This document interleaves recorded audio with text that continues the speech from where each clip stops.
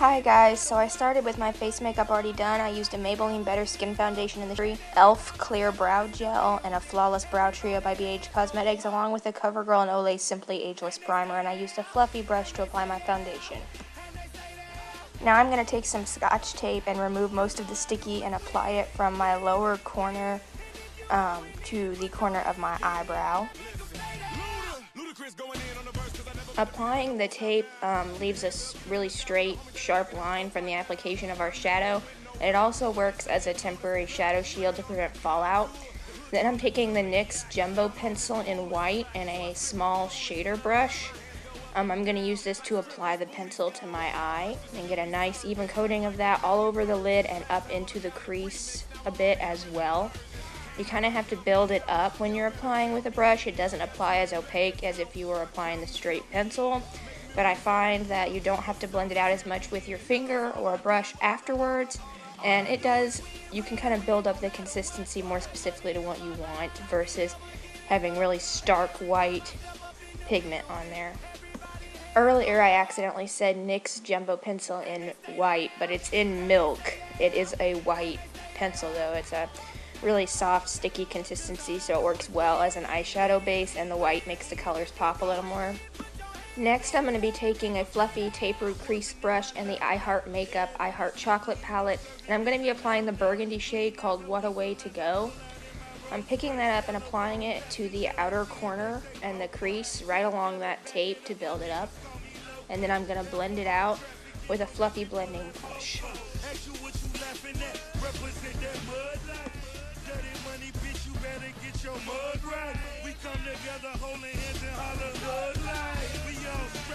When I apply my shadow this way, it's creating a nice sharp V extending from the outer corner along that tape. Next, I'll be taking a very, very tiny and precise shader brush. I think it's like the tiniest one that I own. And I'm going to be applying a matte black shadow by L'Oreal. It's a single in the shade 920. I think it's Black Raven or something Raven, and I'll put the specifics in the description box below. But I'm taking that and I'm applying it to the outer corner over top of that burgundy, and I'm blending it out and reapplying it to build it up on each eye.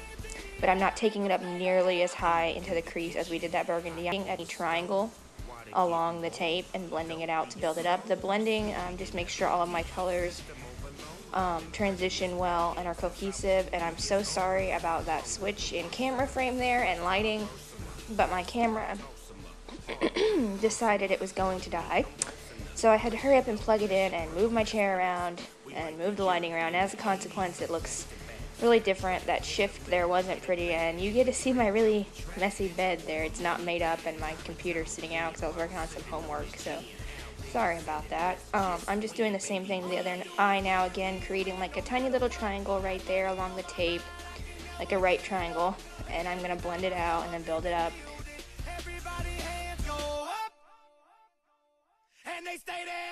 Next, I'll be taking the Maybelline Blush Nudes palette, and on a small shader brush, I'm going to pick up that really shiny pastel green and pat it on the inner 2/3 of my eye from that burgundy and black towards the inner corner. And I'm sorry if I cough, allergies are getting to me today as well, so it's not the best day to record a narration, but I'm just applying that and blending it out slightly. You have to build it up a lot with this palette, actually. I think that's my least favorite thing about the palette, is they have such great color variety, and I love the Nudes palette and I love the Brights palette, but the Blushed palette is so lacking in pigmentation, or it's not even funny. Like, I honestly don't recommend buying it. I mean, I own it and I'll use it, but it's not my favorite. And then I'm going to take that light pink next to the pastel green. It's a shimmery light pink, almost like the Bella Champagne, except a little more pink than champagne. And I'm going to apply it to the inner corner. And I'm also going to use it as a brow bone highlight right there. So we have it's a nice contrast with that matte cranberry and matte black. Then I'm going to remove my sticky tape. Yay, finally removing the tape. And I'm going to take a pointed pencil brush in the I Heart Makeup I Heart Chocolate palette, and I'm going to take that cranberry color again and apply it along the lower lash line, kind of smudging it as I go, and then I'm going to blend it out a little bit with a fluffy blending brush. All I do is win, win, win, no matter what. Got money on my mind, I can never get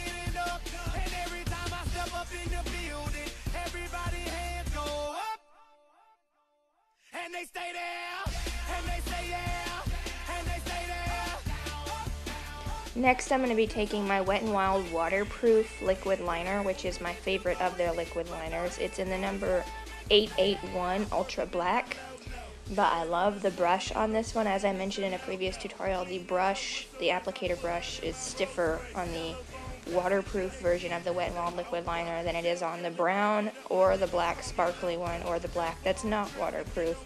And since this one is waterproof, it does last longer. I do have a really watery lower lash line, so it's nice to have a liner that can last.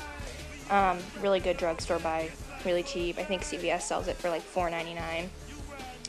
And I'm going to take that and I'm going to apply it straight across like I would normal liner, and then I'm going to take it and create a wing along that really sharp edge that we had from the tape. And the process that I create my wings is I make a regular straight across liner, then I draw out the line, and then I reconnect it to the middle of the lid and fill it in. And those are just the steps that I use to create my wing liner, because when I very first started messing with eyeliner, it was really difficult to learn how to create even wings, and I still struggle with it a little bit to this day. Like in this video, you'll see I make one wing accidentally thicker than the other, and I have to go in and fix it. So yeah, just building up that wing, filling it in. It's a little bit thicker of a wing than I would usually do, because I have slightly hooded eyes, so I tend to do smaller wings, and this is a little more on the dramatic side for me.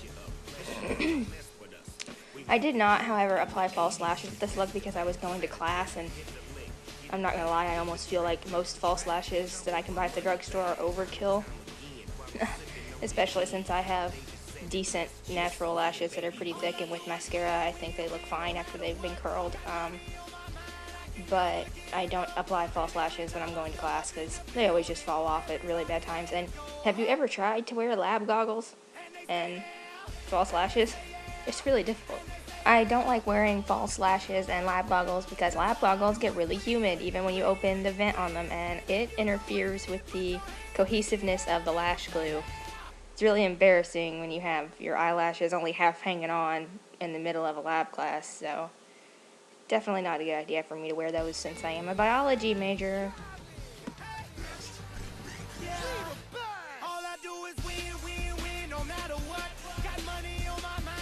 Next, I'm going to be taking a black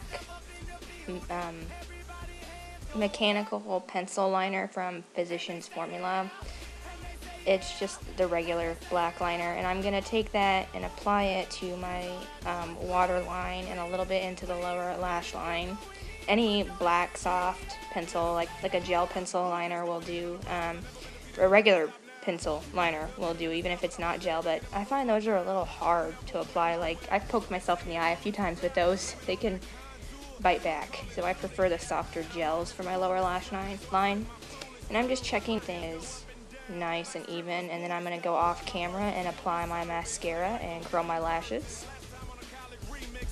And that's what that looks like after mascara has been applied to the upper and the lower lashes. I love applying mascara to my lower lashes. And the brush in that particular Wet n Wild mascara is great for that because it's tapered towards the end, and that narrower end is great for the lower lash line. Then I'm going to be taking a Coverstick concealer by Maybelline in the shade, I think it's Ivory. I'll put the specifics down below. And I'm going to apply that to my Cupid's bow and buff it out with my finger. I'm also going to take that Coverstick and apply it in all of the usual places I would highlight, including the end of my nose, the bridge of my nose, my forehead, and a little bit above the brows, and just buff it out with my finger really well. I like to use this stick concealer as a highlight because it doesn't crease, tends to last most of the day after I set it with the powder. Going to be our next step. Just taking that and buffing it out really well. And I'm going to be using the Shine Free Loose Powder in 01 Light by Maybelline, and a huge fluffy brush, and I'm just going to take that powder and put it over where we highlighted to set it. Keep it from creasing, keep it in place, and from looking oily or too shiny.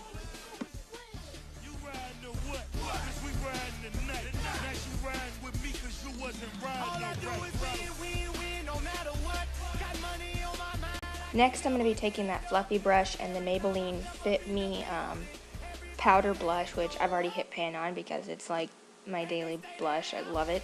And I didn't show the specific shade in the video, but I only own one. So I will go back and look and put that in the description box below. I only own one because I used that little system they have on their display to match it with my skin tone, and to be honest, I just really like it, and I haven't bought any others yet. I haven't really thought about buying any others until now because I really like this blush, but I may have to do that for you guys.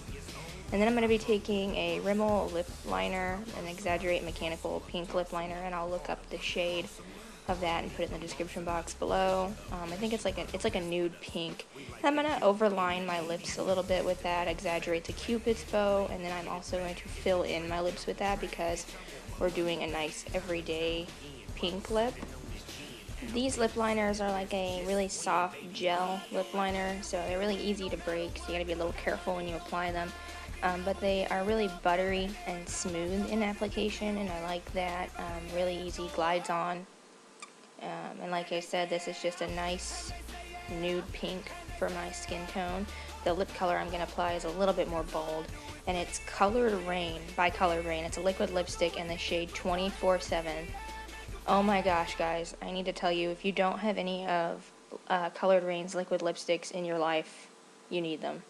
If you're a liquid lipstick junkie like I am, you need some of these colors, and I don't mean want, I mean need, because I think this is the best wearing liquid lipstick I have ever worn, and that is including in comparison to my Ofra liquid lipsticks, which I love, but it's got the same kind of, like, you feel like you're not wearing anything at all. You don't have to worry about it bleeding out on you throughout the day. It lasted me all day, through class, through lunch, through kissing my boyfriend, through everything. And this color is just a really pretty bright nude pink, more on the bold side of nude. The only color dupe that I can really think of is ColourPop's Bumble, which is a really similar color dupe, but definitely not a formula dupe. And this video was the first time I actually ever wore the Colored Raine liquid lipsticks. They dry matte, and I think they retail for like $18.99 is what I purchased them off their website for. But they became my new favorite really fast because of the way that they wear. And I think I own 4 shades now. I'm thinking about doing a swatch video of those, and I'm definitely going to be purchasing more of them in the future. But here's the final product of our look, and I hope you guys enjoyed the video. I'll see you next time. Bye!